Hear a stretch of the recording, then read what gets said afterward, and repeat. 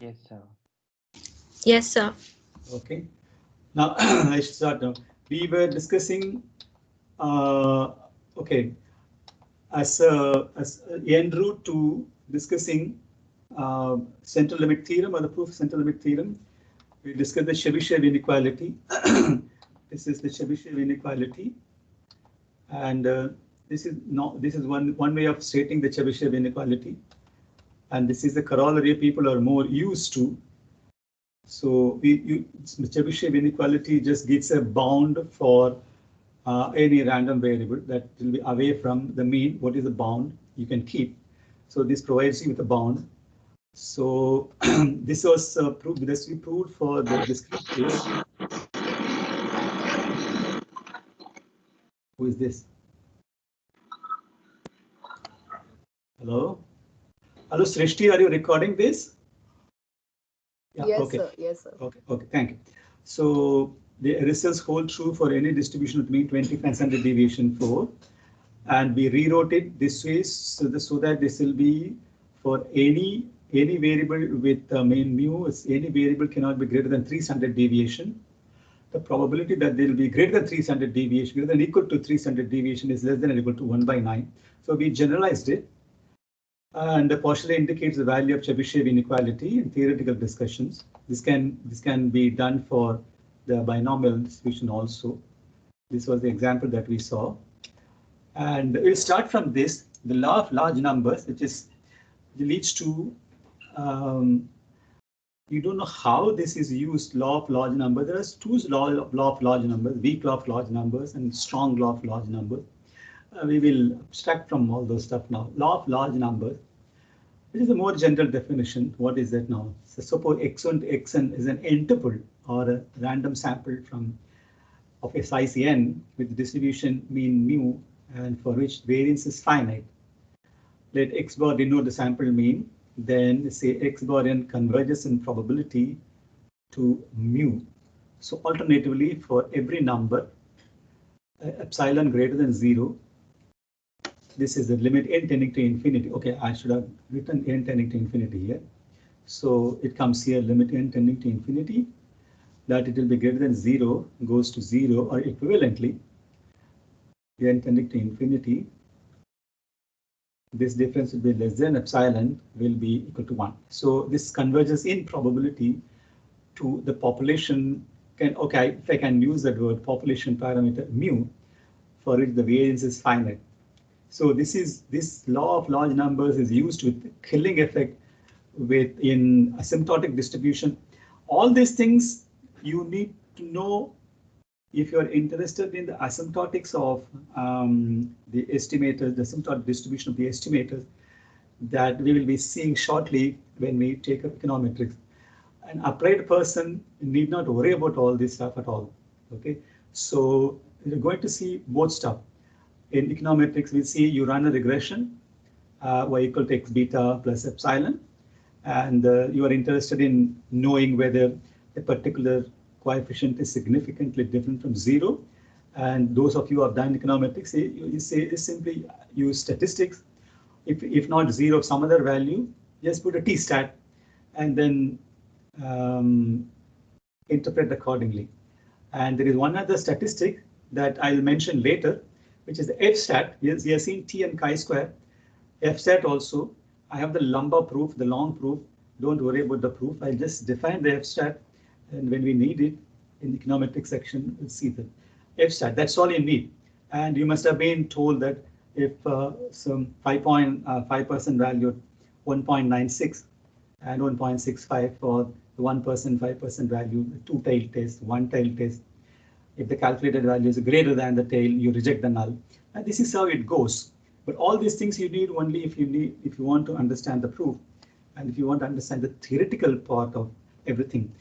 There's some discussion. I have a lot of discussion rather I have when we discuss the properties of estimators, where we'll be using all this stuff. Okay, law of large numbers is simply this: in probability converges in probability to the population parameter mu. Okay, this is Chebyshev inequality in continuous case. So I hope you can go through it.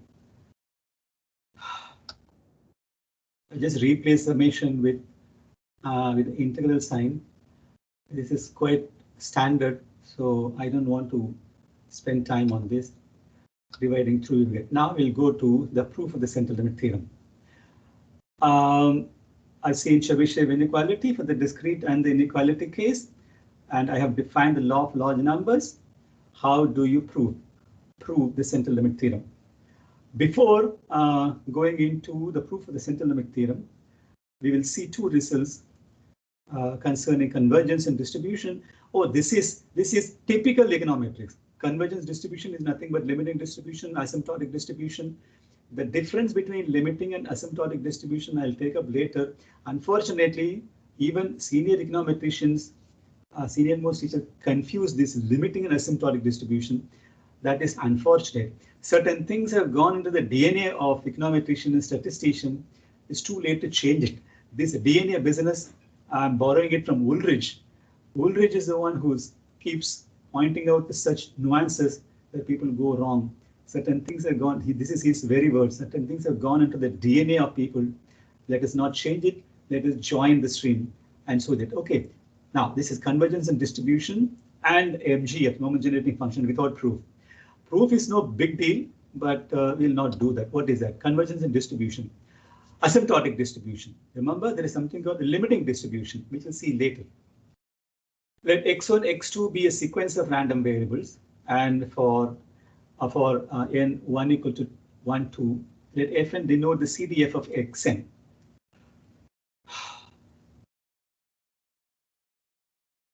Also, let f star be a CDF, that is what it should be converging to. Then it is said that the sequence x1, x2 converges in distribution to f star if and only if limit n tending to infinity fn x converges to f star x for all x at f star x is continuous. Sometimes it is simply stated that xn converges in distribution to f star, and f star is called asymptotic distribution. There is a name to that, something we have seen before. If f star n has a name, you say that xn converges in distribution to that name. For example, the random variable n power half. Remember, this is called root n consistency. Just for convergence, we have seen this before. So we pre-multiply or multiply it by root n. It won't converge to a degenerate distribution. On the other hand, it does converge to a standard normal distribution. This is what we have seen all this before without mentioning these names.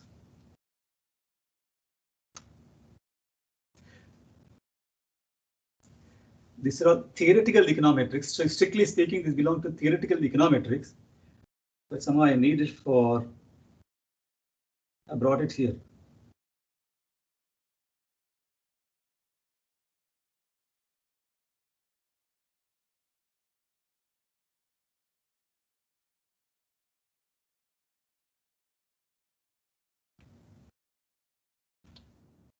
Convergence of moment generating functions. Just go through it, the same thing. Sequence of random variables for which let fn denote this. Okay. Denote the CDF of xn, let mn denote the moment generating function of xn. Also let x star denote another random variable with CDF f star and the moment generating function m star. Suppose that MGFs mn and m star exist if limit n tending to infinity m t m star for all values of t in some interval at around the point t equals 0, the sequence converges in distribution to x star.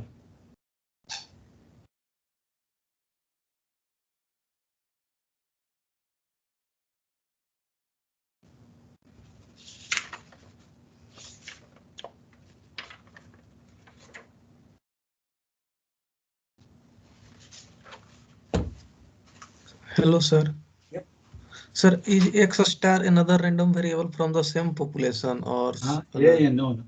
That not same population. That is the population random variable, another random variable. Okay. Okay, sir. So we are all taking this is all sequence random variable. This x1, x2 could be outcome of some experiment. This sequence will go to the population random variable x star. Okay. So could you explain the last line? This is in limit n tending to infinity m and t m star t for all values of t in some interval. This is the moment generating convergence. Okay, everything will have a moment generating function. No, the line after that. Then the sequence M1 X2 converges to distribution to X star. Hey, what is this M1 X2? This should be X1 X2. Sorry, this should be X1 X2. Oh, all right. Okay, this is not M1. This is X1 X2. First typo of the class. Okay, this is Yamini. Yes, sir. Okay, sure. Okay, shall we go to the next slide? That's the proof. Okay. Okay, now sit with the pencil and paper. What is the proof of central limit theorem? You'll be very surprised. What do we need to know? We need to know a simple theorem. This simple theorem itself goes by different names. I'm surprised why these mathematicians do this. Some call it a mean value theorem. Some call it Taylor value theorem at the 0th polynomial, at the 0th degree polynomial. Taylor's theorem without reminder, and Taylor theorem with a reminder is the first order expansion. All those stuff. So I'm just going to mention your theorem, and that's all you need to know. And you need to know this particular result here from calculus. I don't know how many of you could have easily done this, isn't it? You could have easily done this. What is this? Limit n tending to infinity, 1 plus x by n power n equal to e power x. Have you seen this? X not equal to 0? Yes, sir.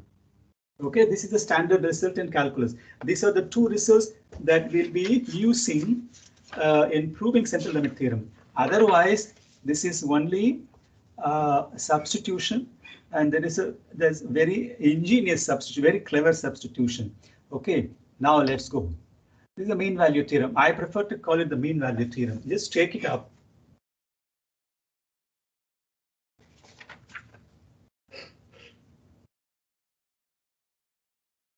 This is some authors call it generalization of the Taylor's theorem.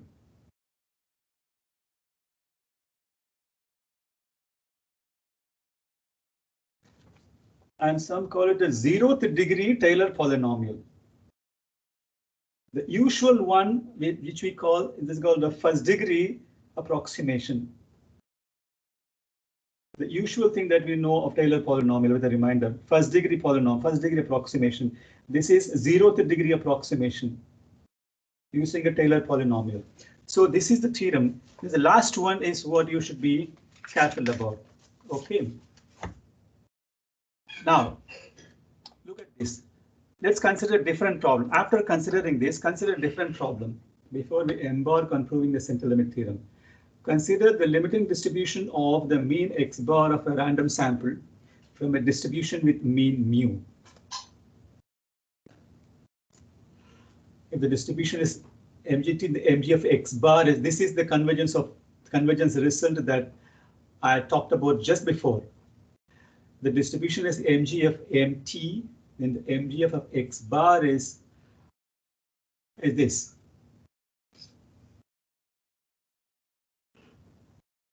Take it down. MT by n, just take the MT by n.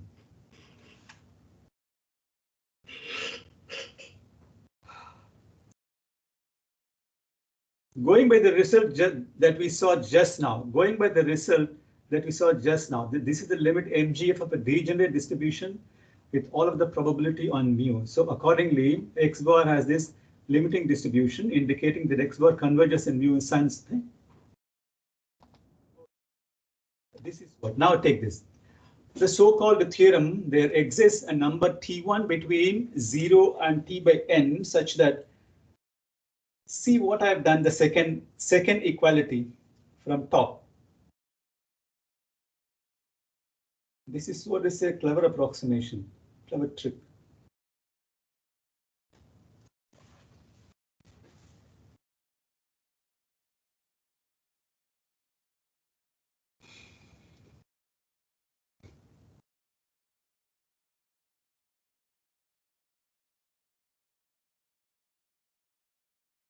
What is done in the second equality?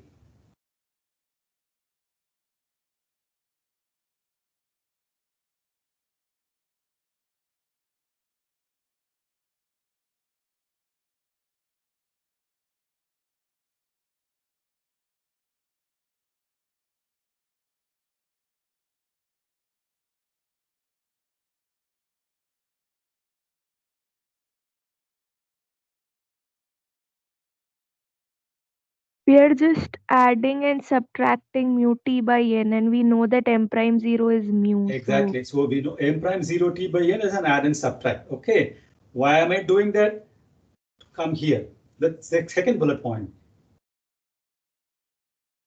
There exists a number t1 between 0 and t by n such that t1 will tend to 0 when n tends to infinity. Can we say that?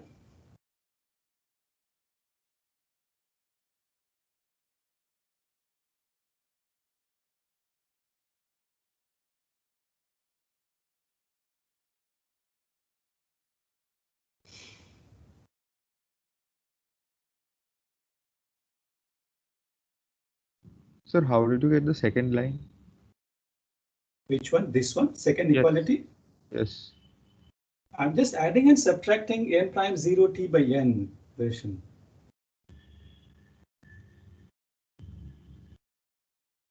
Oh, okay. Is it okay? Yes. Okay, now consider the second bullet point.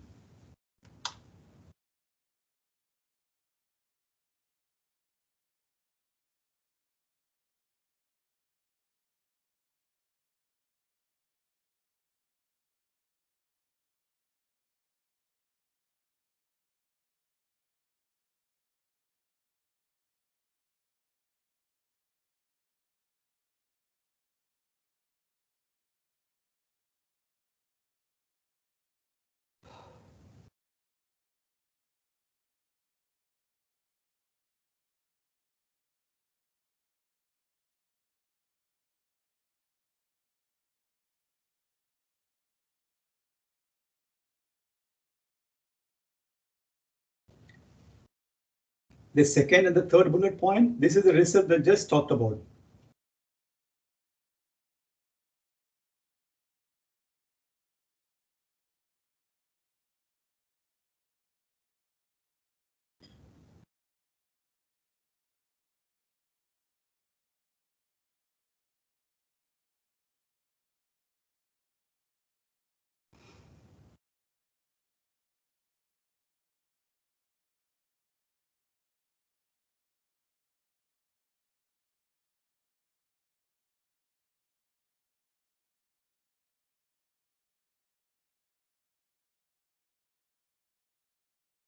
Hello, sir.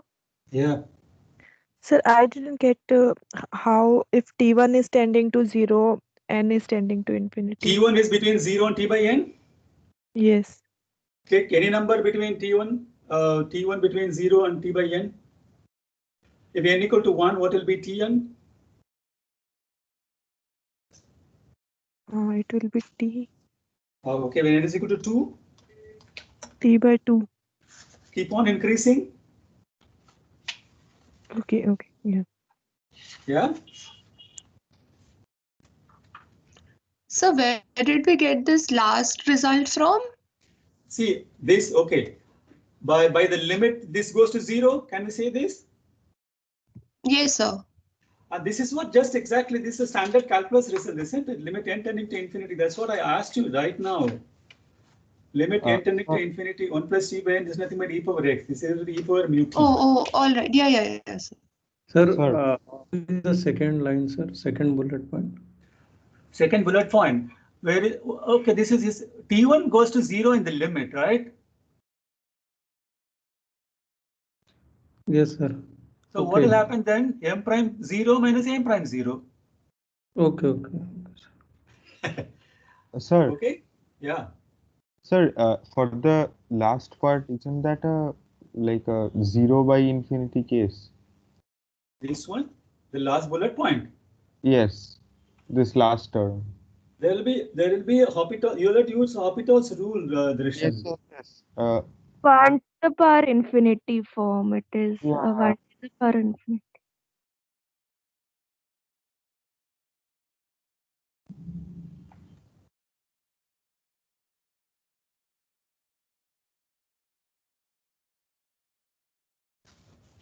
You want the proof of this also? No. I don't want the proof of that, but I'm just saying. No. It will not. It will go to e power mu t only. Okay. Okay. Can I go to the next slide? Yes, sir. So by this limit, but this limit is the MGF of a degenerate distribution with all of the probability on mu. Okay, this is all of the probability on mu.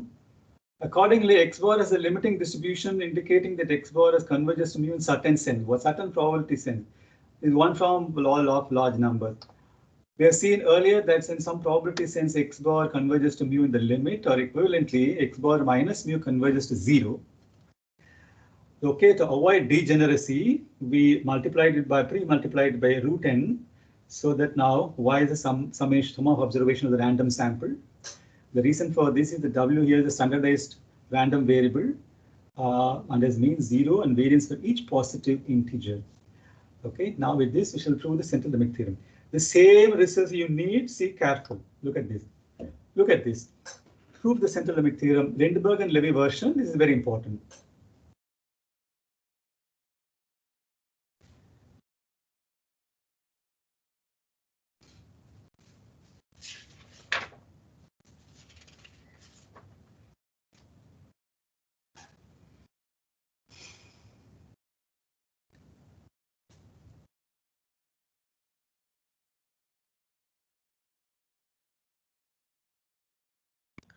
Sir? So I didn't understand one thing. Why is it what it was called the MGF of a degenerate distribution?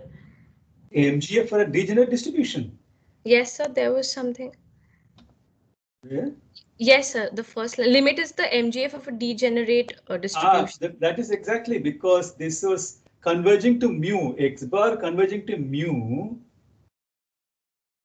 so that X minus mu in some sense X minus mu, this is the probability since X minus mu converges to 0.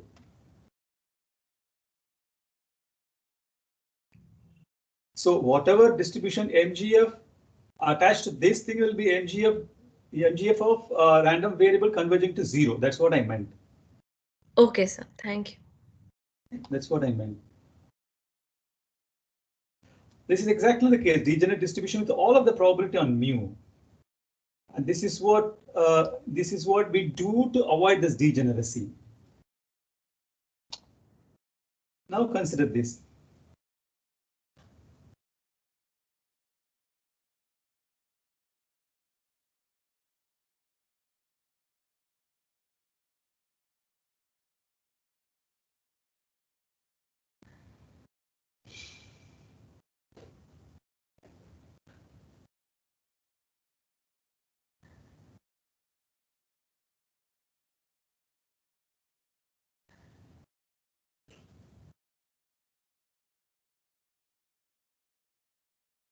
What I've done here is I've rewritten X bar minus mu by sigma by root n into this.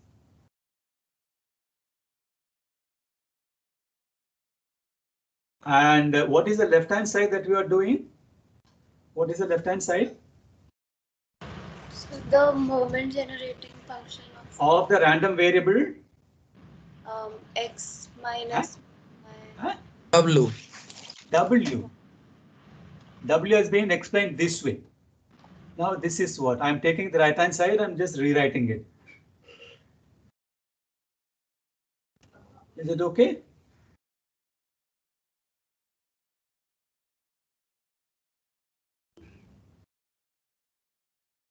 And the third equality comes from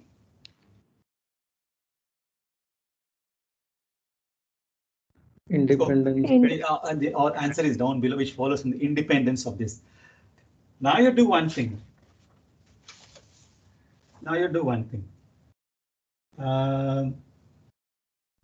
Look at this. Then expect is equal to mt by root n power n. You know where this result comes from?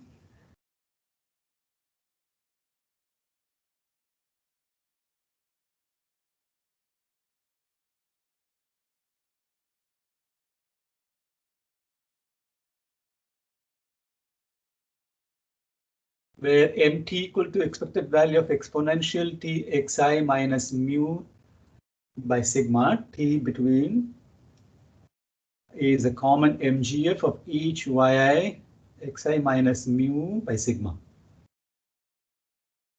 Since expected value of yi equal to 0, yi square is equal to 1. It must be the case. M0 equal to 1, M prime 0 equal to EXI minus mu by sigma equal to 0, and M prime double 0 is equal to 1. Sir, can you go to the previous slide once?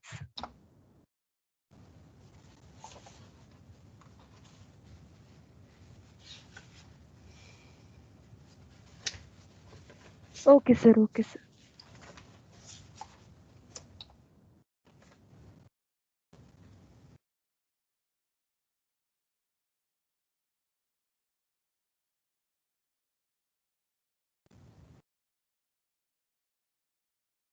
You have to remember our previous results on MGF while deriving this.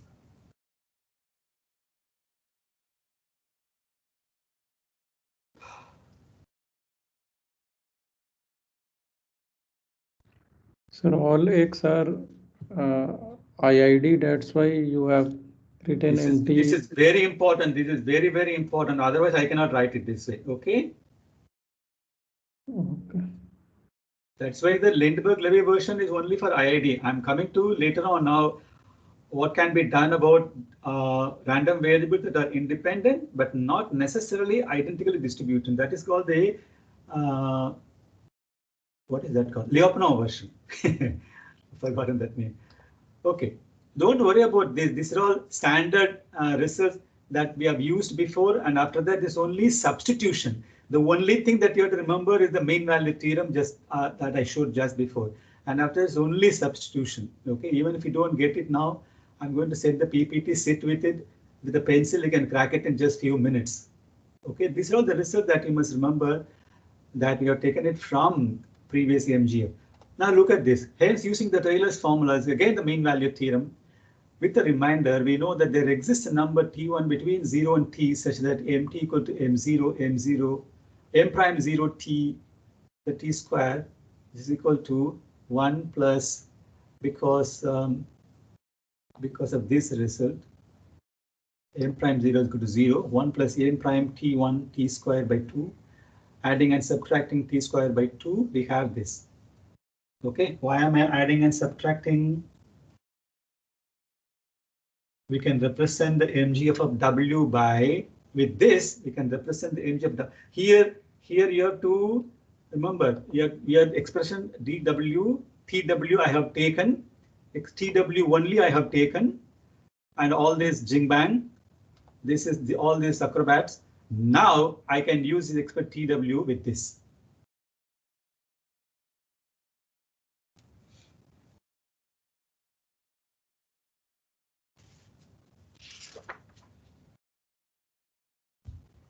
Sir, can you go to the previous slide once?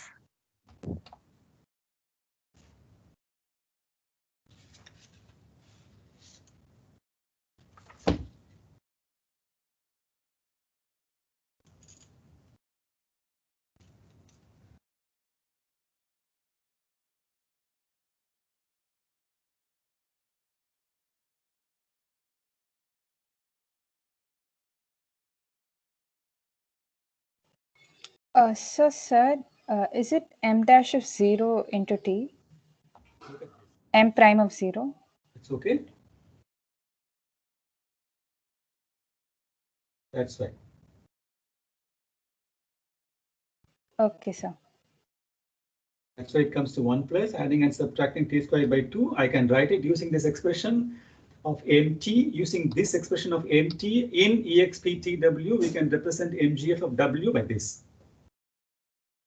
And what is the second equality? Again, what have I done there? Second equality.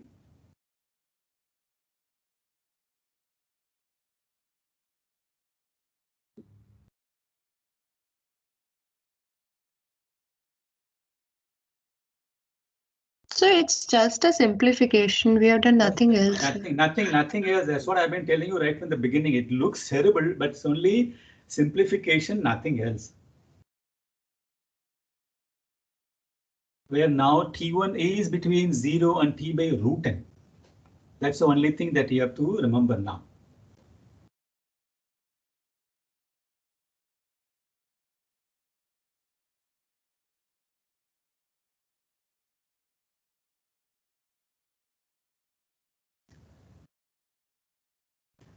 Now what will happen? What will happen now? N tends to infinity. T1 will tend to again 0. 0. 0. So what will that help us? If T1 is going to 0, which term will drop out of this? M double prime T1 T1 minus. that will drop out of this. Okay. Now look at this. As a result, using a result from calculus, we obtain. This is the result I was talking of. Okay. Limit n tends with Rishan. Again, the same result, Rishan. Yes. E power t square by 2 for all real t.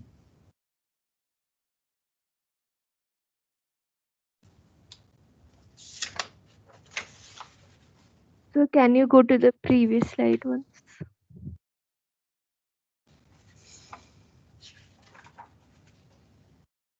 So here we are taking t to be in between minus root nh and root nh. Yeah. And there we are considering t to That's be all between, real. yeah. Because of the And- free multiplication by root n that we have done this now. Okay.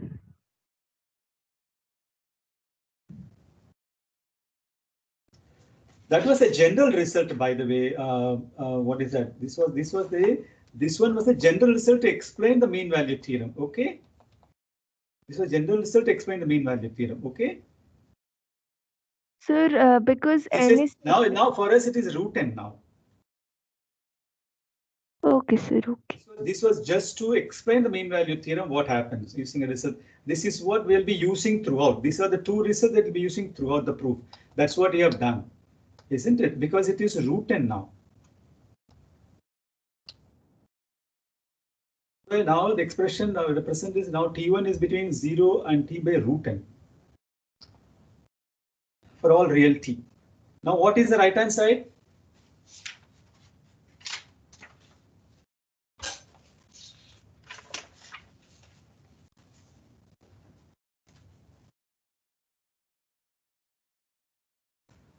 What is the right hand side of the last equality? MGF of normal distribution. Standard normal. Standard normal distribution. We know that e power t square by 2 is the MGF of the standard normal distribution. Then it follows that W, the random variable that we have been saying, okay, limit n tending to infinity is standard normal. It follows then the limiting distribution of the random variable that we are discussing is a standard normal variable. So this is the proof of the Lindbergh-Levy version of the central limit theorem.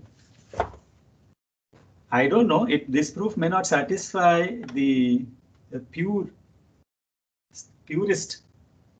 There's all sorts of things, but you can take this as a sketch proof. No matter what, this is what you'll come to. You'll use the MGF and the simple mean value theorem. This is nothing but substitution and knowing the mean value theorem and using the two convergence results that I had shown before. Okay, even if you forget those convergence results, okay, it does converge. You need to know only the mean value theorem that I showed, and after that, a simple substitution, nothing else.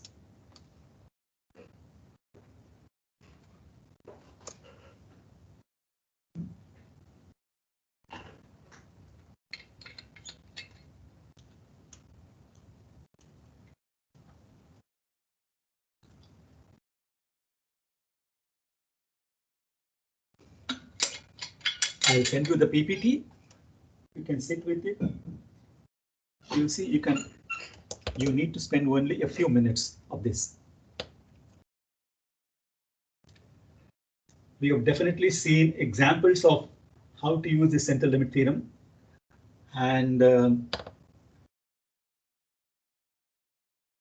the advantage of central limit theorem, especially when we come next to how to use this to approximate discrete distributions, will be very substantial. Can you go to the next slide?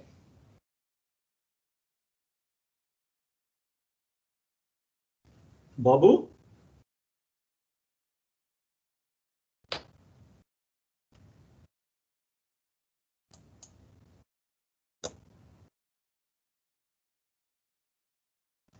Abhishek Kumar?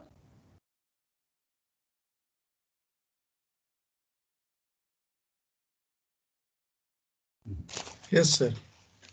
Abhishek, Yes, you sir. are Abhishek. There are two Abhishek Kumars. So do you follow Yes. this or do you follow this? Yes, sir. Okay, Sanjana Mohan. Yes, sir. Hari Prakash. Yes, sir. You follow this? Can we go to the next slide? Yes, sir. Yes, sir. What is central limit theorem, the Lyapunov version? We shall now only state a central limit theorem that applies to a sequence of random variables that are independent but not necessarily identically distributed. We shall assume that EXI equal to mu I. So every random variable has mu I and every random variable has a different variance. That's the I explains that it is not identically distributed. I is equal to 1n. This is an important condition. Yn is defined this way. Expected value of yn is equal to 0 and var yn equal to 1. So this is a standard normal. Sir, just a clarification. Yeah. The Yeah. underlying distribution, so the underlying distribution need not have the same form. Like, is it so? I take. You are talking about the Lyapunov version? Yes. The underlying distribution need not be the same form. It should have a mean and variance. That's all I need. Okay, sir. See, the previous version was the mean variance should be the same. And in this version, variance need not be the same, but it must have a variance. So even in the previous version where mean and variance are the same, suppose I have a uniform distribution with mean and variance and I have another normal distribution with No. That is mixture of distributions. You are bringing in two mixture of distribution. That's a different area altogether. Okay. Okay, sir. Fine. How do you use central limit theorem for that? You can still use central limit theorem, but that takes us out of the comfort zone. But that's a good question. Where did you get that mixture of distributions? It was there in econometrics. One proof. One proof. Where is it? Sir, I don't recall it, but I will mail it to you, sir. I gave it to you? No. I was reading and I found it. Mixture of distributions, yes, mixture of distribution is there. It's possible. One is mixture of distribution. Here also it's a mixture of distributions only. Can you see this? This is also mixture of distribution. You know why? This one is. This one also because there is one distribution with the mu1 and sigma square, sigma 1 square. There's another distribution with mu2 and sigma 2 square. Yeah. Okay. So yes. I can use this. I'm only saying that it should have a mean and variance. You can probably combine uniform distribution and normal distribution, but that is more work actually. Okay. Okay, sir. Yeah. So that is mixture of distribution. That definitely is an important area. Okay, now we shall list the what is it? Yeah. When you are not assuming the identical distribution, I mean, when it is not necessarily identically distributed, then are you considering also the skewed distribution type of things? Yes, skewed distributions can be approximated by central limit theorem. We have seen that before. Yes, sir. Yes, sir. It can be, but yeah. But there you are taking identically distributed, so I'm assuming symmetricity. But since here you are not assuming identical distribution, so I'm assuming that the tail can be heavy or at some in some interval it's. I mean, it is there are many xi's and others are like a small number of random variables in other intervals. Yes. Okay, sir.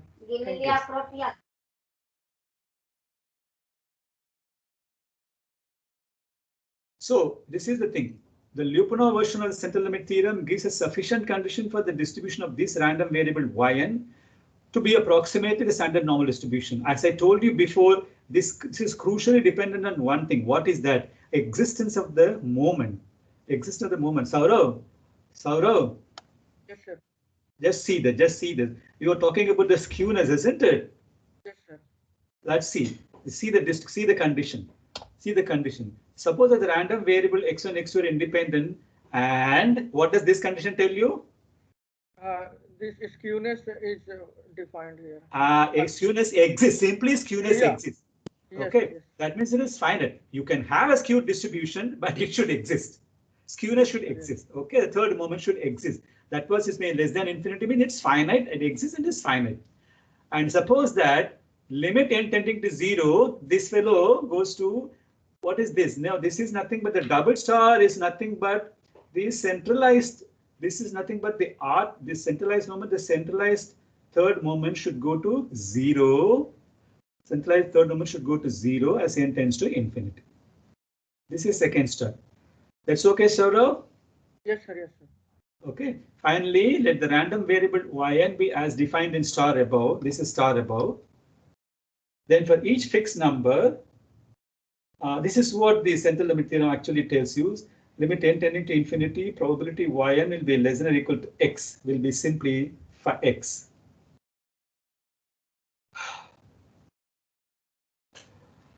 What the Lyapunov version of central limit theorem tells you, there is only one important condition. The third moment should exist and it should be finite. Then the variable yn, the random variable that just now defined, that also goes to the standard normal distribution. So basically, you can also use the central CLT if this can be proved, even for heteroscedastic data. That is what this tells you. But when people deal with heteroscedasticity, they simply use the CLT, all the inference using based on CLT. The basic assumption is the third moment exists and it is finite. So when there is heteroscedasticity, you can always ask the question, does the third moment exist?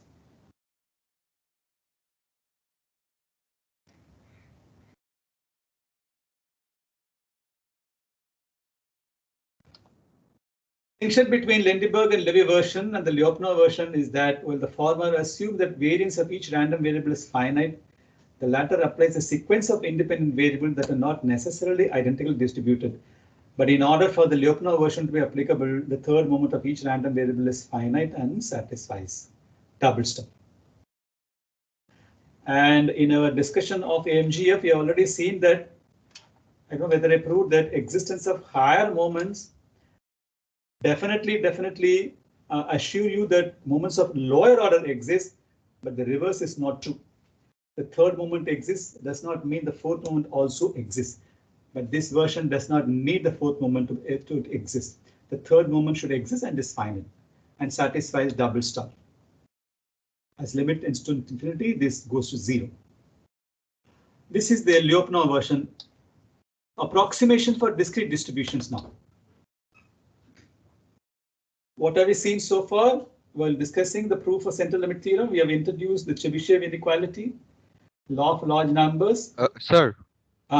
Sir, so we are not proving the like the the second version. case. Yeah, we are not proving that. No, we are not proving it. We are not proving it. We are not proving it. We just need the finite. You need to know only this double star condition. Yeah, okay. This finite, the third moment should exist and be finite. And as n tends to infinity, that fellow should go to 0. These are the things. This double star condition must be definitely satisfied. Okay, Drishan? Yes, sir. Understood. Okay, now let's see. Sir, yeah. I have earlier studied Lyapunov central limit theorem, and they assume, they assume for any general moment, like greater than 2, like they assume the even. Yes. But this is a must. Yes, that is a must. I mean, if third moment exists, even if higher moments exist like 4, 5, 6, third moment exists. Will exist. That's exactly the proof I was telling you. If a higher moments exist, if the kth moment exists, the moment j less than k will definitely exist, but the reverse is not true. Sir. Yes, sir. I'm saying the fundamental condition. Is it okay? Yes, sir. While proving it, they do prove the way you're saying. So I don't want to prove it now. See why I'm not proving it. I don't think we are going to learn anything fundamental there. Any conceptual understanding, I don't know whether we are going to have. I'll have the proof only I'll tell you the proof only if and only if you are going to learn something, some new conceptual idea. If it is going to be algebra, I'll skip the proof. That's my idea. Is okay, Saurav? Yes, sir. Yes, sir. Okay. The distinction. Now we will see. We have so far. I don't know whether I mentioned it, but I did not mention it. Like the underlying distribution should be continuous, and then it goes to normal, standard normal, and all those stuff. Some applications of the central limit theorem, but what was not specifically said was, what if the underlying theorem is a discrete random variable?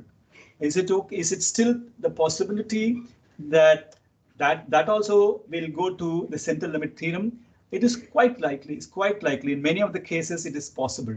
Some applications, the central limit. That's why I'm very careful. Some applications, the central limit theorem allows us to approximate the probability that a discrete random variable x lies in an interval AB by the probability that a normal random variable lies in that interval. So you're going to approximate that using the central limit theorem. The approximation can be improved slightly by being careful about how we approximate P of x equal to A and P of x equal to B. You know why this problem comes?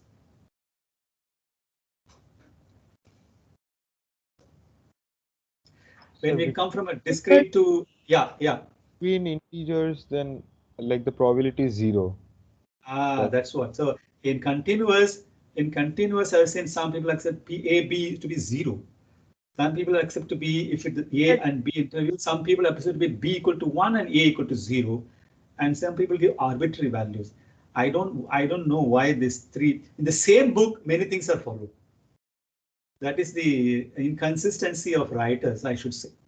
But in this interval, probability of x equal to A equal to 0 and B equal to 1, that makes sense to me at least.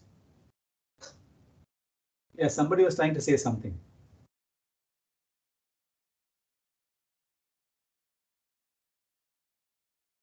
No, sir. No, sir. Okay, let's see how this can be done using discrete distribution. We shall next show how the normal distribution can be used to approximate probability. Okay, for certain discrete type distributions, and then we shall see how the central limit theorem can be applied to the binomial distribution. Okay, this is an example. Okay, suppose that x has a discrete distribution that can be approximated by a normal distribution. Let fx be the PMF of the discrete random variable. And suppose that we wish to approximate the distribution of x by the continuous PDF gx. Okay, that's some sentence problem. By a continuous PDF gx. Okay, to aid the discussion, let's assume that y be a random variable with PDF g, that x and here y. And also for simplicity, we shall assume that all of the possible values of x are integers. This condition is satisfied by the binomial, hypergeometric, Poisson and negative binomial distribution, that the possible values of x are integers. Possible values of x are integers. Okay, so have that in mind.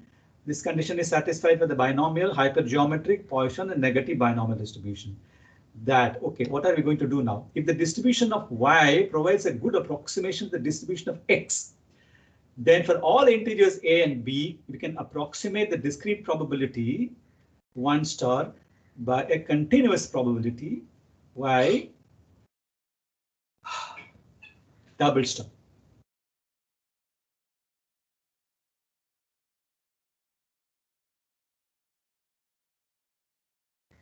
So why aren't using the continuity correction here? I'm just coming. Just coming. You see. But this simple approximation is the following shortcoming. Although take the last bullet point, P of x greater than or equal to A and P of x greater than A will typically have different values of the discrete distribution. Can we say this? Yes. Okay, and next consider P of y greater than or equal to A and P y greater than A, both are same. Why? Probability of y is equal to A0. Yes, sir.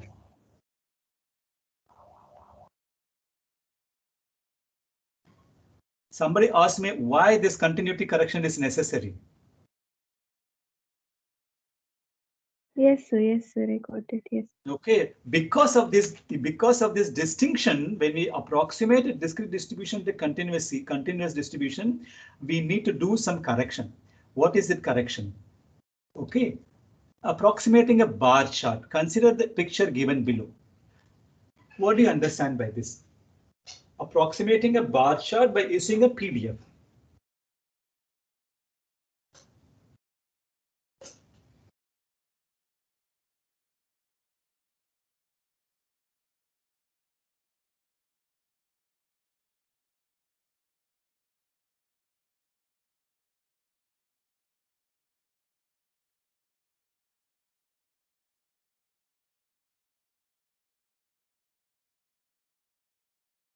Sir, I have a question, sir. Can you go back to the previous slide? One.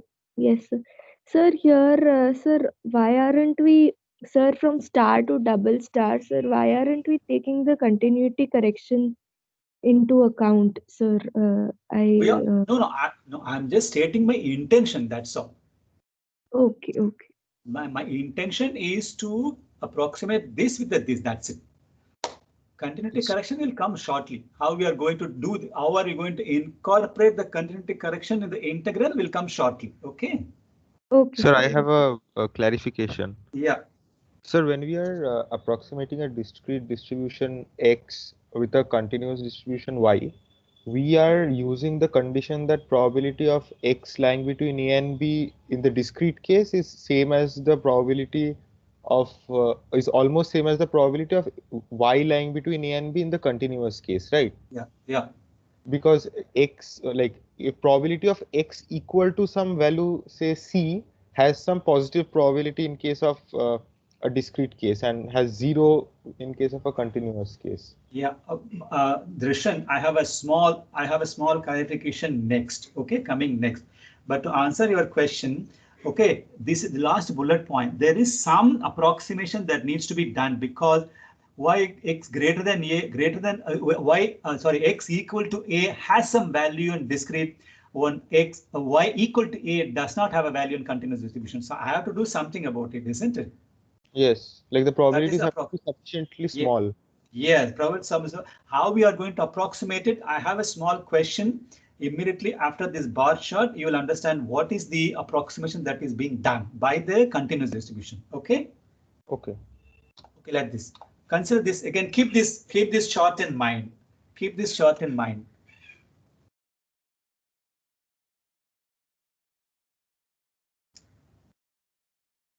Remember, for convenience, in the discrete case, x takes only integer values.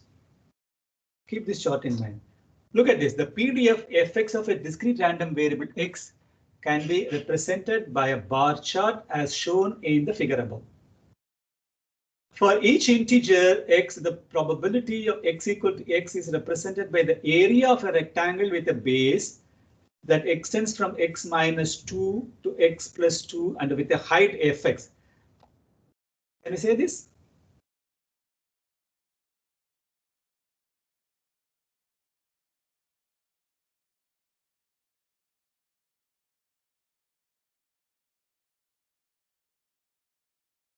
The question is, for each integer, the probability that x equal to x is represented by the area of a rectangle with a base that extends from x minus 2 to x plus 2 with a height fx. So what's simply the area of x occupied by x?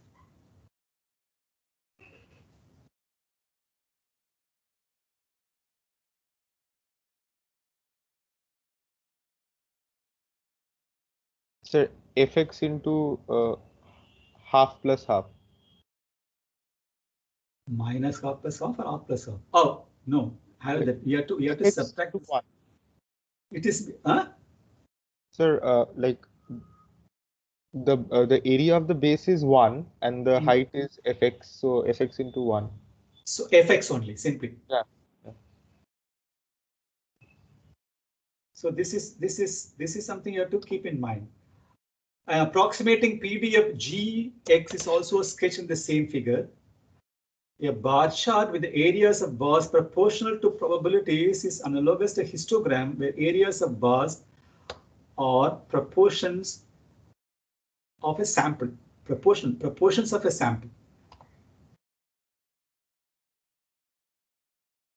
Keep this in mind. Keep this in mind. I have another bar chart again, which will be, it can make it very simple.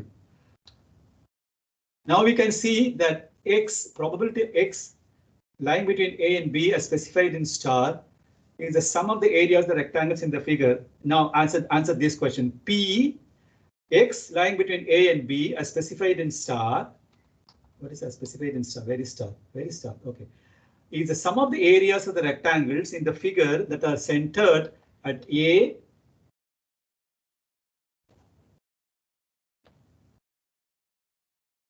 A plus 1 and goes up to B and B plus 1.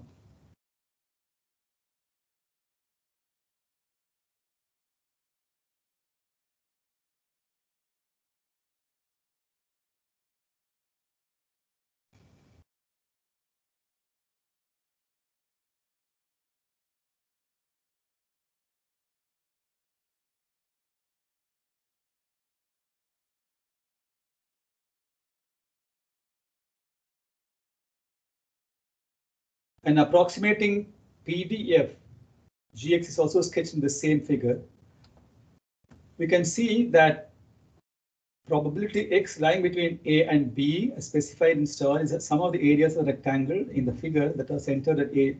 It can also be seen from the figure that the sum of these areas is approximated by the integral. Now you can understand, see, the probability of X equal to X is represented by X minus 2 to X plus half. The probability of A, integer A, then probability of integer A, then A minus half to A plus half, and B is by B minus half to B plus half. Can we say this? Yes, sir. Okay, given this, probability of X equal to X is represented by the area of rectangle with a base that X minus half to X plus half. Okay, probability of A again is between some of these here approximated the integral A minus half to B plus half. Can we say this? Can we say this? Kanika, you asked this question. Yes, sir. Now I got it, sir. Now We were yes, sir. Okay, now you understand this. Understand this very point. If it is A, and it should be A minus half. If it is B, then go to B plus half. Can you get this now? Because Yes, X sir, equal yes, to X is represented by X minus half to X plus half. A is represented by A minus half to A plus half. B is represented by B minus half to B plus half. And this explains this. Why A minus half less than Y less than B plus half is nothing but integral between A minus half to B plus half Gx dx. This is triple star. Now your question, why we are not adjusting for continuity? Now the integral has come. Okay. Yes, sir. Yes. The adjustment from the integral double star to the integral in triple star is called the correction for continuity.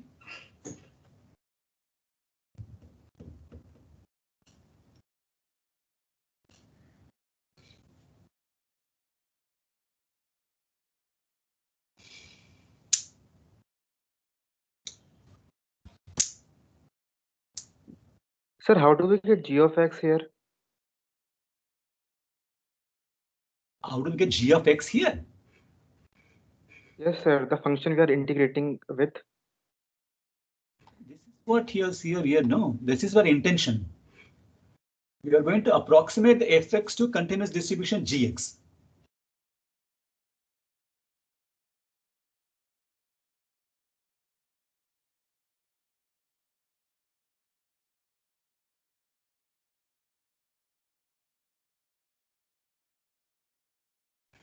See this picture. See this picture. I'm going to approximate the areas of this rectangle with this gx. That's it.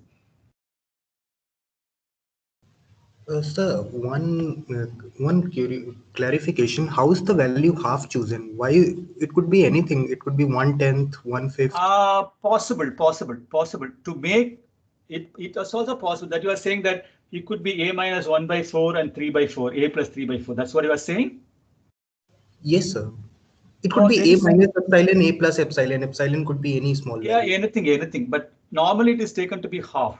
Why this explanation is not given anywhere? Because it's the center of the base. Let me see. Yes, sir, because here we're taking integers, a plus 1, a plus 2 going on till b. Then that is the only then you'll find symmetric. If you want a symmetric interval, you would take half when you consider integers. Yeah, but why should be symmetric interval? No, even if let's say 1/10, a plus 1 by 10, a minus 1 by 10, it's still What will be for symmetric a along plus the 1? What about a plus 1? But then the What area about of the rectangle won't be 1 is too large. fx.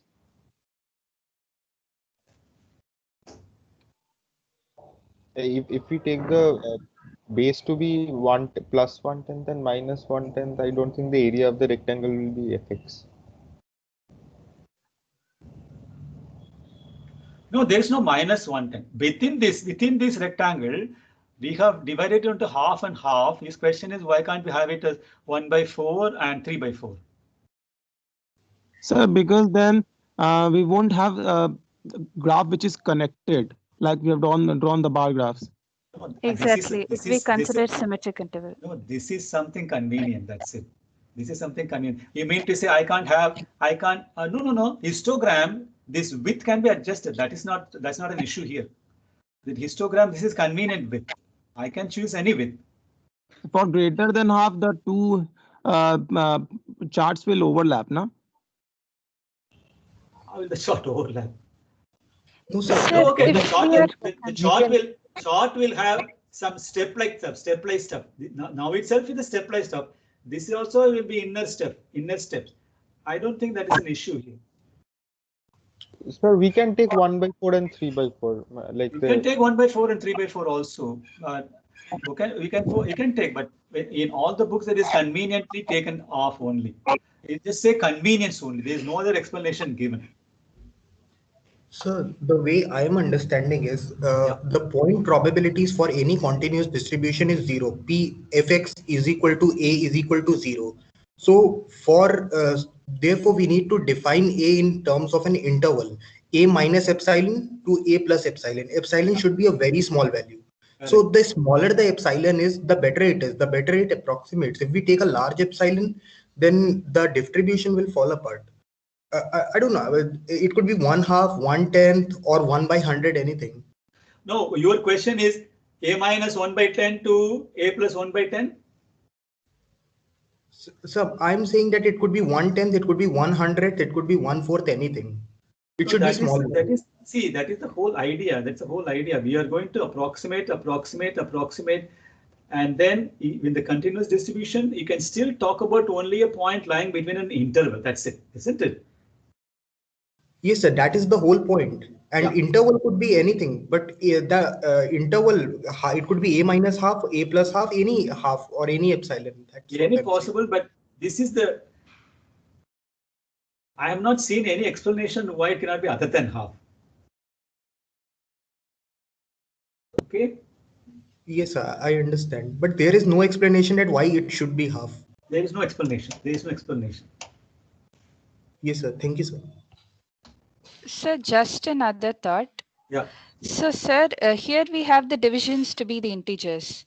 Yeah. But if you're going to consider smaller epsilon, the number of divisions will also increase. No problem. That's not a problem at all for me.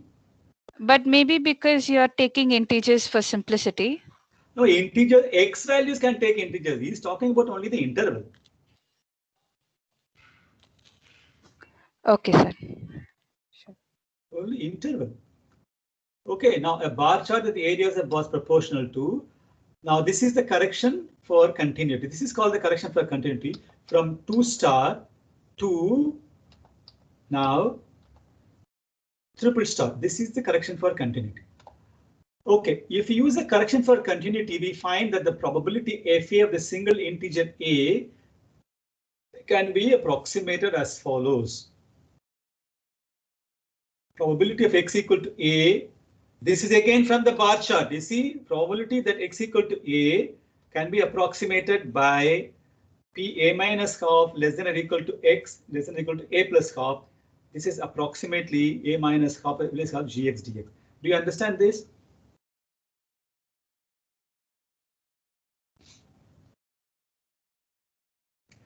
And the second bullet point, probability x greater than a.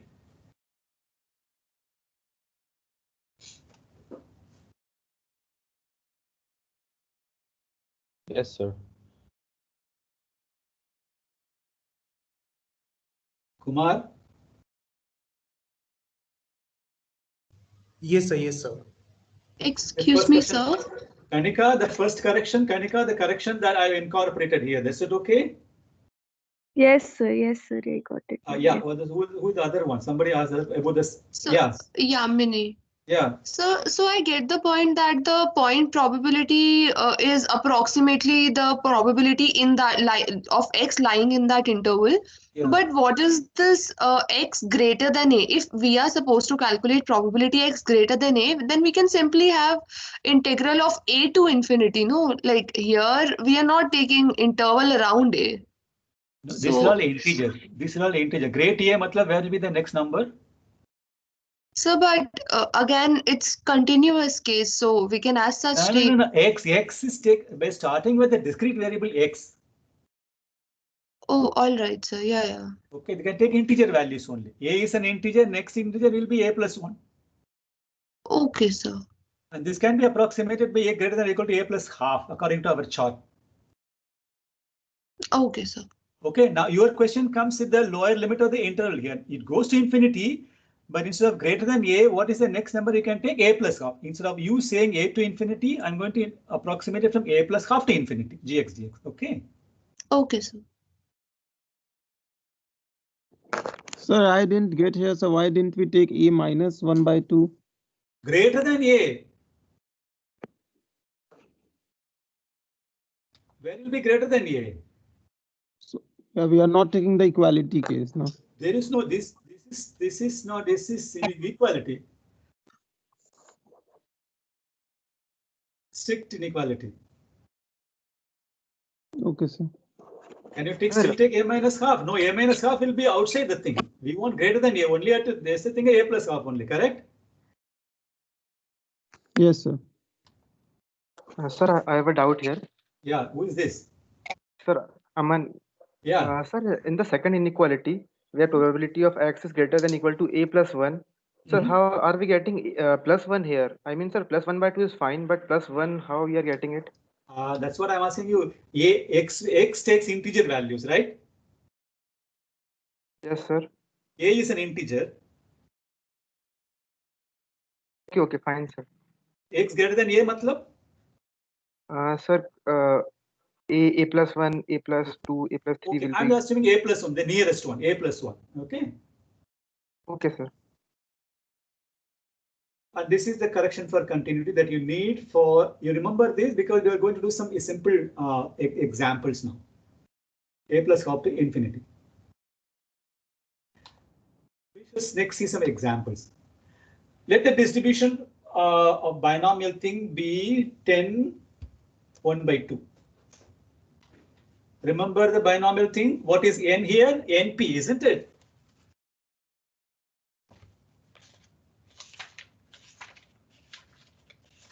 Hello, people?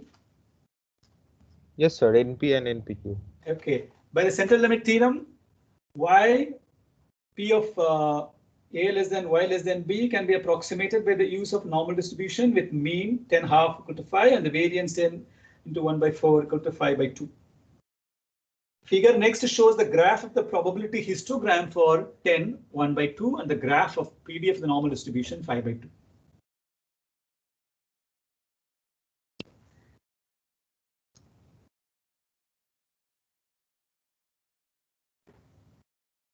Sir, do we need to have any restriction on n in order to approximate?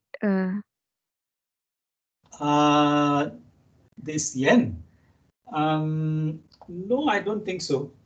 Okay, more the n approximation will be definitely better. Okay, sir.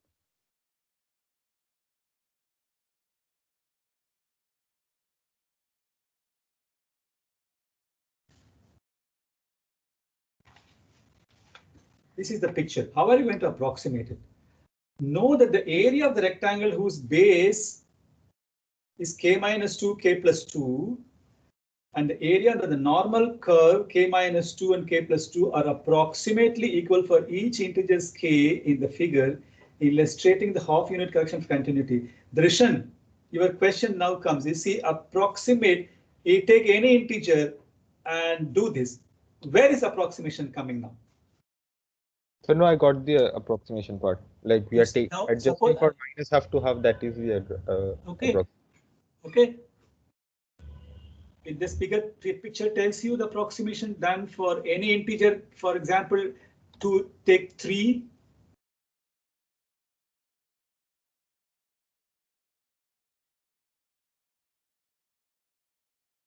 The one that we lost here will be captured by this approximation, this figure, isn't it?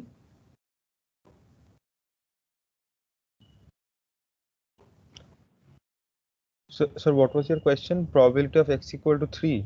For example, take any integer k equal to 3, for example.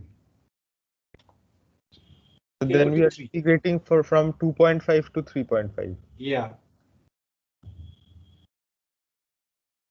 Whatever I'm saying there, whatever that is lost by going from discrete bar to the continuous bar, it will be approximated. That picture very clearly tells you, isn't it? Sir, but if n is too low, then a lot of like the approximation won't be that good. Like there will be a lot of.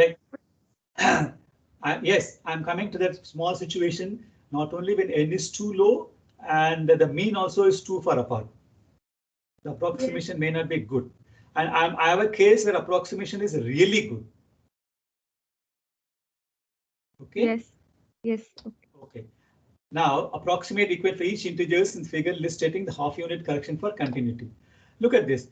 Let y have the binomial distribution mentioned in the figure above, that is binomial 10 half.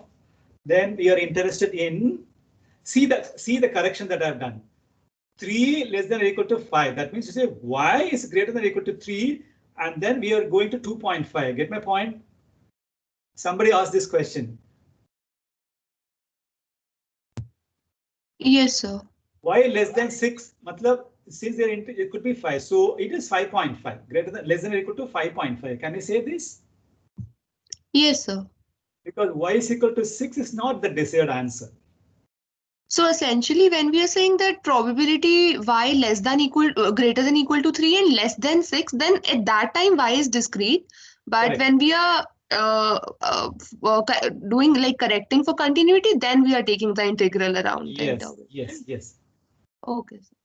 Okay, but the latter equals, according to the binomial, according to central limit theorem, this is the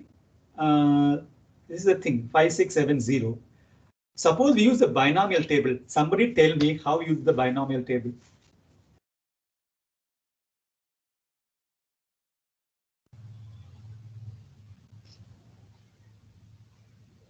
So it is a simple the probability less than 6 minus probability less than 3. So 6, what is n here?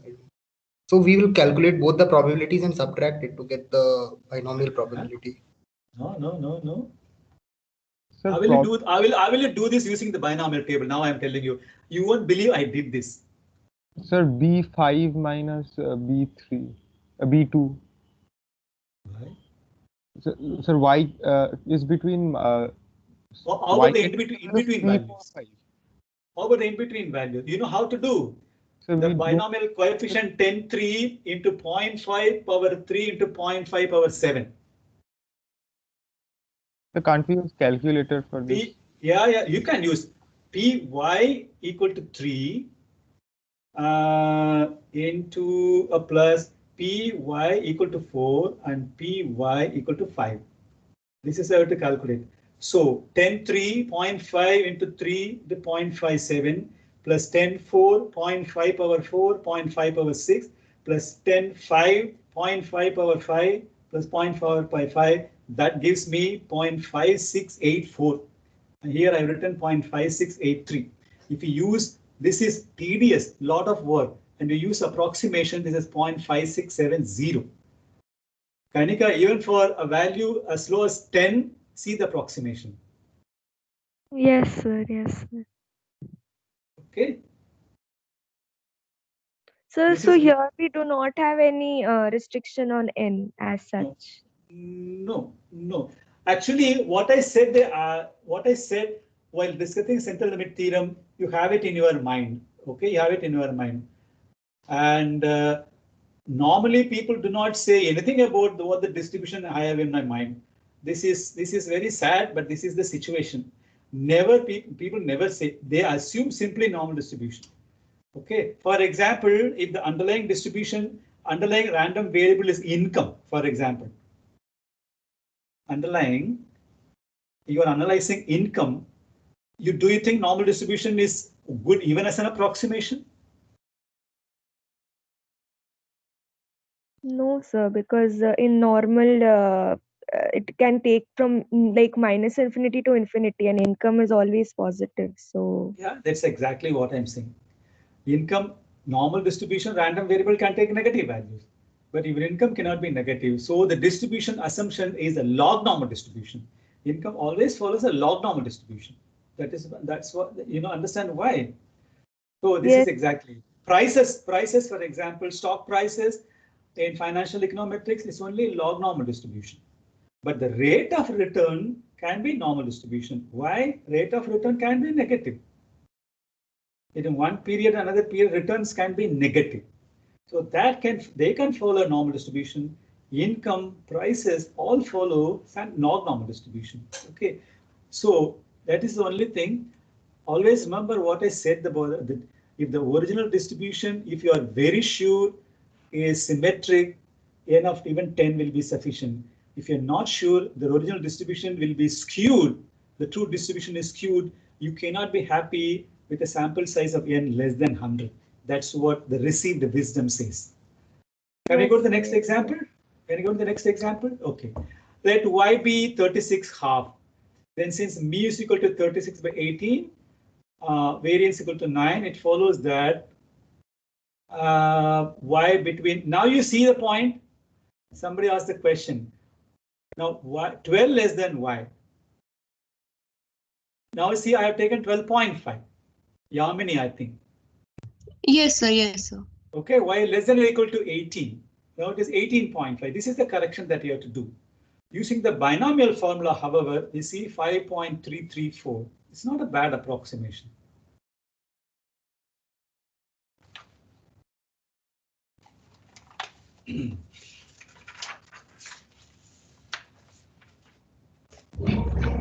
So again, I got the 12.5 part, but 18.5 I did not get.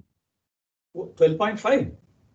I got that y greater than 12 means y greater than equal to 12.5, but how is y less than equal to 18.5 same as y less than equal to 18?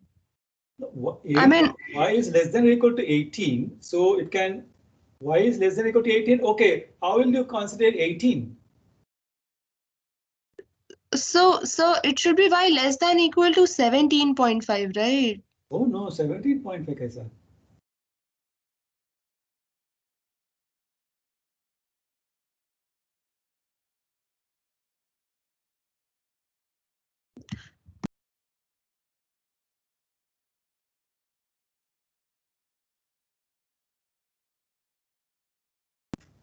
What did you do here?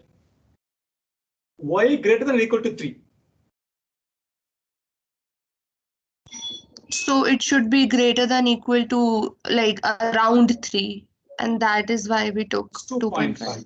Now here is y less than 18. So had it been, so had it here we took 12 and 12.5. So shouldn't it be 11.5? So I because got we are not having equality sign here. Right, 12 less than y, matlab y greater than 12, right? So, sir, if y would have been strictly less than 18, then we would have taken y less than equal to 17.5. Yeah. Am I right? Yeah. Okay. Same. Somebody asked me some y 12 less than y. Okay, y greater than 12. Does that mean y greater than 12?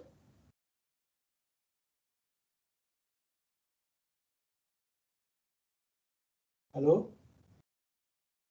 Sir, y greater than 12 means y greater than like 12.5 in the continuous case. Yeah, that's what. See, this is the answer. This is what I said, that greater than a is greater than a plus 1, which is nothing but greater than a plus half. Okay, now here in this question, y greater than 12, matlab 12.5 less than or equal to y less than or equal to 18.5.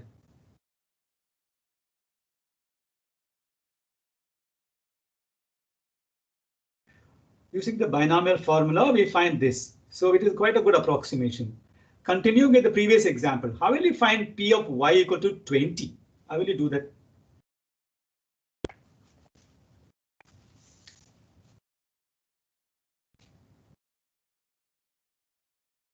Lying between 19.5 and 20.5. Exactly. Yes, How do you sir. find that? Now you tell me. Now somebody has got it. P is equal to P of y is equal to 20. Look at this. Do I get it now?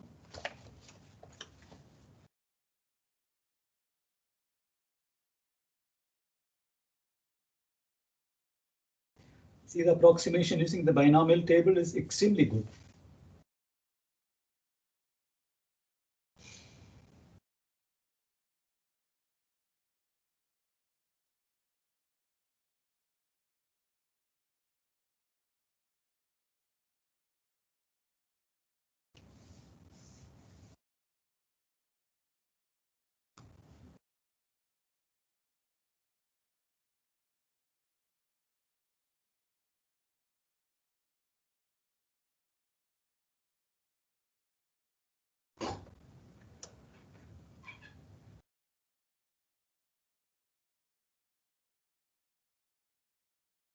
You can check with the binomial table that I've sent you.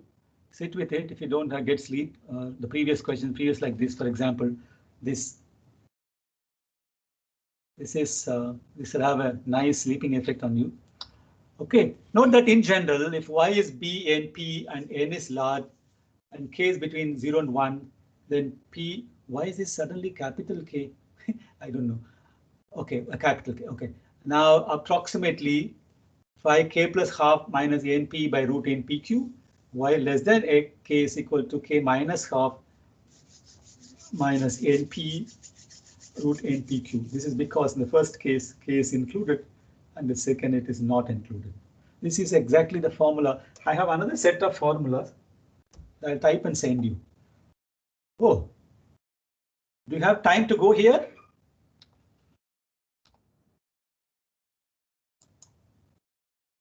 We have a class now, I suppose. Sir, we have a macro class.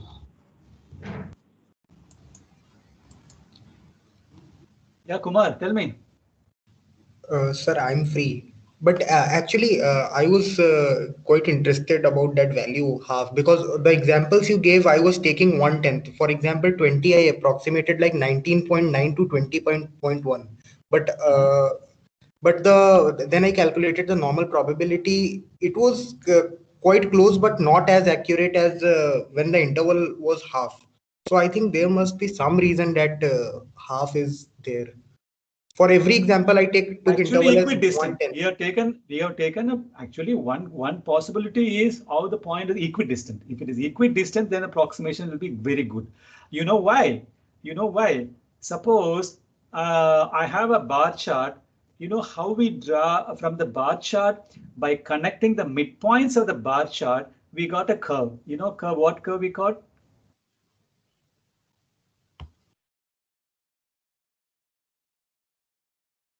The density function. Density frequency, but yeah. Okay, in the first class itself I showed, but what do you get? Not the density, it is called the Vajay curve or something, by connecting the midpoint of the bar chart. Okay, cumulative PDF, cumulative histogram, and the cumulative OJ or whatever thing. So that is the best. It gives you the best approximation if the point considered is equidistant. You can have a minus 10, or whatever, minus 1 by 10, minus 1 by 10. Okay, yeah. Minus 1 by 10. The point again is equidistant only. Yes, sir. Yes, sir. Because my intuition was that if you are approximating a continuous distribution, so the smaller epsilon you keep, the more accurate is your approximation. But that is not theoretically what you say is correct. But we will in this case, the idea comes from the OJ curve that we get by connecting the midpoint of the top of the bar chart in the historical in the histogram. The midpoint means the one that we have taken now. Yes, sir. Now it makes sense. Yes, okay, sir. Thank you. That probably could be the reason. But to be fair, that thing nobody gives a rigorous explanation why it should be this. Whether it works the other way around, there could be, but the standard statistical texts do not give you that. Yes, sir. Okay. Now what have sir, we seen? Am I audible? Yeah. Who is this? Sir, can we can also put this question as like what is the optimal number of bins we should take in a histogram? You are going to different question now. Density estimation. It all comes from density estimation. That's what I said, Kumar. The narrower the bin, better will be the approximation. Yes, that was my exact point. That is why I was saying smaller epsilon. Correct. The bin width, the narrower the bin width, better will be the approximation. Yes, but then we should have a large n for a narrow bin width. How does it matter? I have n is equal to 15. I suppose I have n is equal to 15. I'm dividing it into millimeter graph. Yeah, millimeter bar chart. That will give me an excellent approximation, isn't it? Yes, sir. Yes, sir. No. Yes, so that's the thing. What Devesh was saying, that the bin width. That's all. We learned a lot of things, lot of such things in density estimation. This is all part of density estimation and the non-parametric statistics part. You will learn a lot of that here, how to approximate this by decreasing the bin width. Okay, Devesh? Yes, sir. Yes, sir. Sir, just one more doubt. Yeah. It's just related to CLT to get the intuition. So, suppose we have population data, and we take out bootstrap samples, and we take the mean. We take the mean of each of the bootstrap samples. Suppose we have taken n bootstrap samples. And if we plot the distribution of those mean samples as n tends to infinity, that distribution should follow normal. So is it or very well? Very correct. Yes, correct. Sir. Yes. Very correct. You have done bootstrapping? Yes, sir. A bit I have done. Okay. Sir, this is also we do for unbiasedness of estimators as well. That is, whole idea of biasness, unbiasedness comes from repeated drawing of the sample. Remember? Yes, sir. Yes, sir. Yeah, repeated drawing of the sample. One advantage between Bootstrap and Monte Carlo is you don't need to know the distribution. Yes, sir. You can just, you have the sample, you repeatedly draw with replacement, not without replacement. Definitely. Okay. Now, yeah, Kumar, you were able to say something. No, sir. No, sir. Okay. Can we wind up? I saw, okay, sorry, what was that now? I wanted to go to statistical inference now. Looks like statistical inference will have to wait. So what have we seen? We have seen so far, we started with statistical foundations of, we started with probability, defined random variable, defined discrete and continuous random variable, defined discrete and continuous distributions. Some of the distributions we saw in the discrete side were binomial, Poisson, and uniform on integers. And for the continuous distribution, we saw mainly normal distribution and the functions of normal distribution like t and the chi-square. I'm yet to introduce to the f distribution. And after that, we saw as a part of one important part of the inference, we saw the central limit theorem. So en route to central limit theorem, we saw Chebyshev inequality, law of large numbers. So the idea is to at least introduce to you these things exist, and the proof and all are sort of a sketch proof. I've been telling you several times this may not satisfy a purist, a stat major student, because I have smoothed out a lot of stuff. The idea is just to tell you what is what. But as I always say, no matter which route you take, the final result will be what we have seen so far. Okay, the language could be different. And we saw the approximation of discrete distribution, how you approximate discrete distribution to if you want to apply the CLT. This is the approximation that you have to remember. Sit with it, and it's no big deal. It's no rocket science. It's a simple advantage.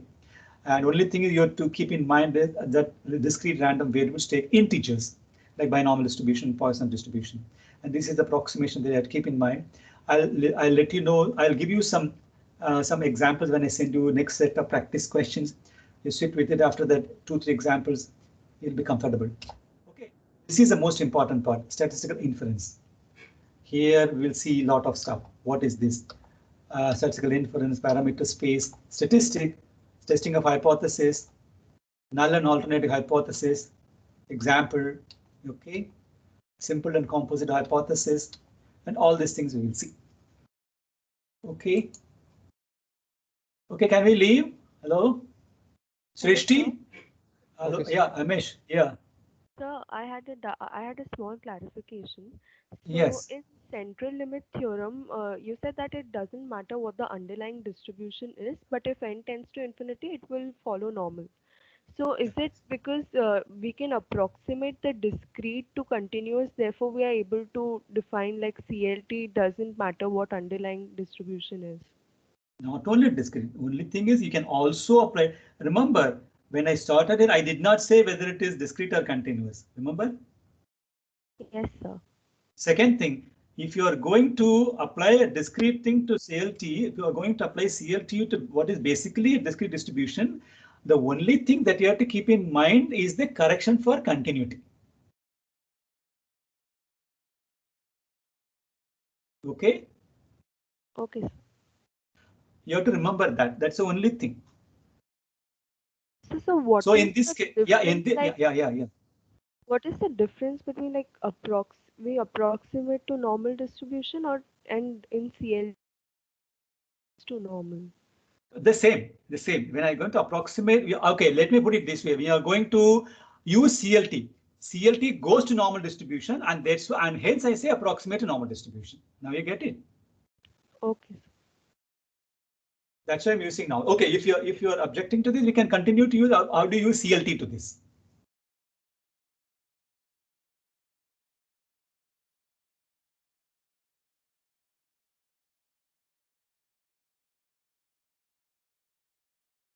Okay, Paramila? Yeah. Okay. Yes, sir. Okay, Kanika, Drishan, Kumar, Yamini, is it okay? Yes, sir. Yes, sir. Yes. Okay, bye-bye. Let's see to next class. Okay, bye. Thank you. Thank you, Thank you, sir. sir.